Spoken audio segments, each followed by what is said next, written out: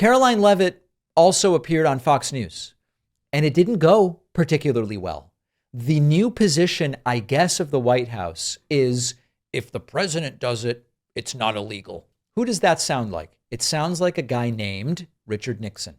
And Karoline Leavitt is now going forward with the idea that the last thing soldiers or members of the armed services should ever be in the position of doing is evaluating whether an order from the president is lawful. The only little problem with that is that that is exactly what they are supposed to be doing. Take a listen to Karoline Leavitt. Go ahead, they can't answer the question, Martha, because there is no answer. They can't identify illegal orders because there are no illegal orders. But they were suggesting, again, to the 1.3 million active duty service members in the military today that if you think an order is illegal, you don't have to follow it. Actually, that's against the Uniform Code of Military Justice. It explicitly states, and I want to read this language precisely, that service members have a legal obligation under the U.S. UCMJ to obey lawful orders, and that orders are presumed to be lawful. You can't have a soldier out on the battlefield or conducting a classified order questioning whether that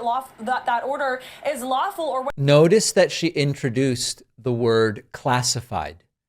Why is she adding the word classified? Nobody, the 6 Democrats who said, hey, members of the armed forces, remember, you have a duty to refuse unlawful orders. No one said anything about classification. She's adding that in, and that is calculated. It was a very bad day for Karoline Leavitt.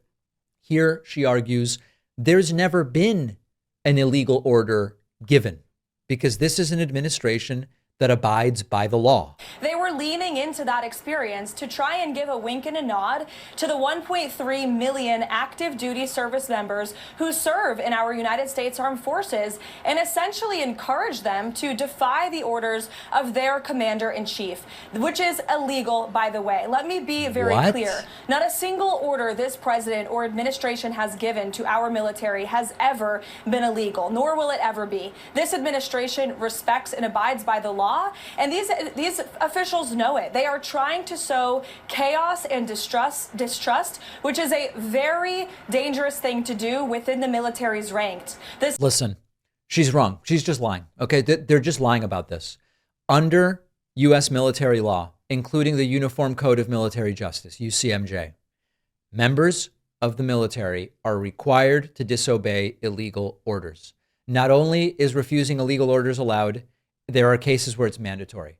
The UCMJ does not require blind obedience. You look at Article 90, 91, 92, you get punished for disobeying lawful orders. And the word lawful is essential.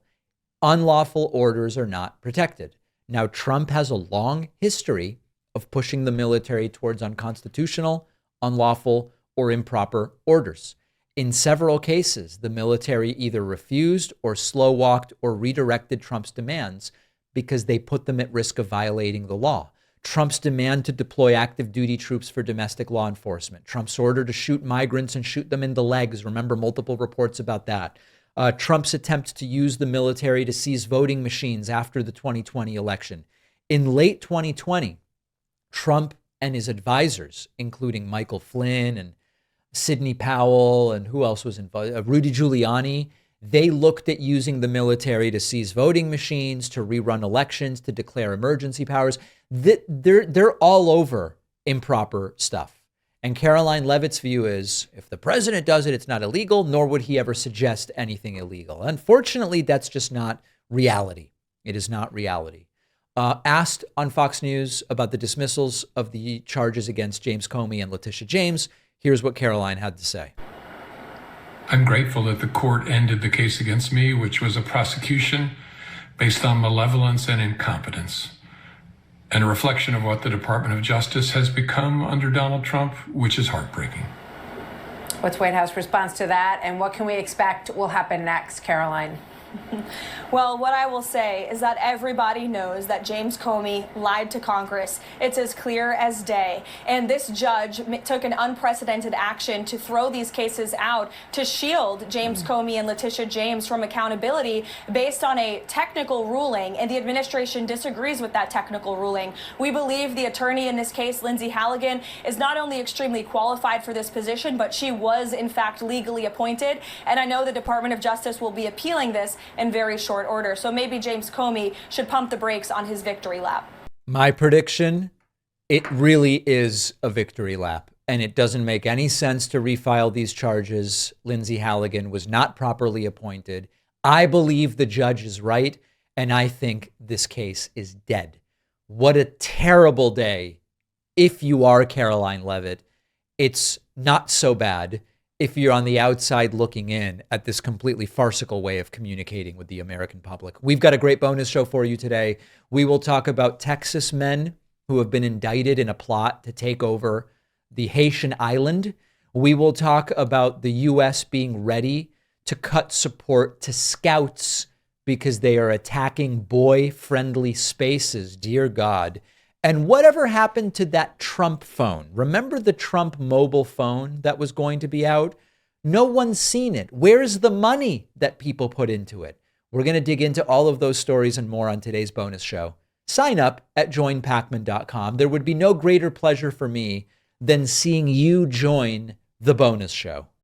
When I was preparing for my last trip to Italy, I didn't want to spend weeks and weeks trying to learn Italian with the typical apps where you get, flashcards and games and it doesn't really translate to talking to people. And this is why I turned to our sponsor, Babbel. This is a method that works and it works quickly. And what really stood out to me was just how personalized Babbel feels. The app was instantly adjusted to my level. I wasn't wasting time on things I already knew. And the review system is really good at making sure that things stick. Babbel's lessons come in 10 to 15-minute chunks. I fit that easily into my schedule. I saw the progress. Before I knew it, I was ordering a cappuccino and their version of a croissant. It's a cornetto. Anyway, I was impressing everybody. People loved it. Babbel is not just about memorization. It uses interactive dialogue, spaced repetition, tips that make the learning feel way more natural. And my audience can get up to 55% off at babbel.com/Pakman. The link is in the description.